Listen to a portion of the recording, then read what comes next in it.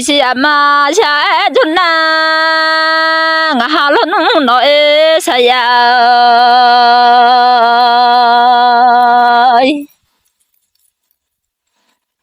ama cha ngà hà ma gọi ya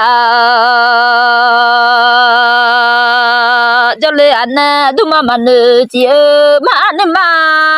mà gia nhà em mà ô bầm cho môi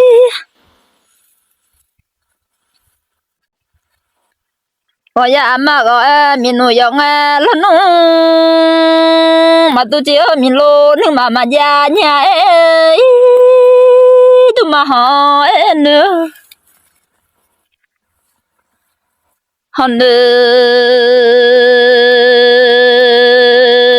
mà chỉ cho con xây phải nữa là nhà mi ya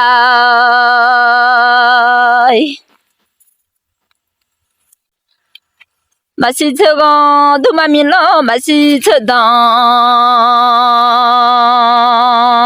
bây phải ra như cho sao lệ thì ai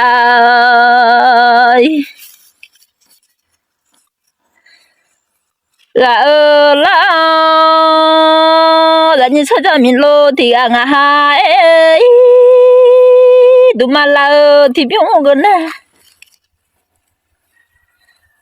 mà là phải nhà ô à quê hắn đủ mà hát đủ là à dê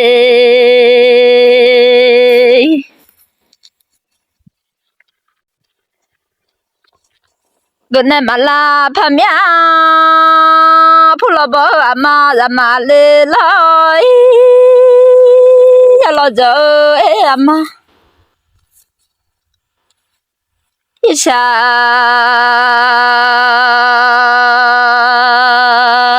sana nói mình lo hư thì cho dân sụp phơi rồi yo đủ lùng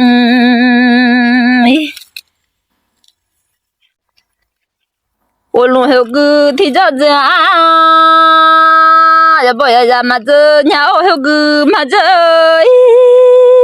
tụi mà mình lo sao lên thì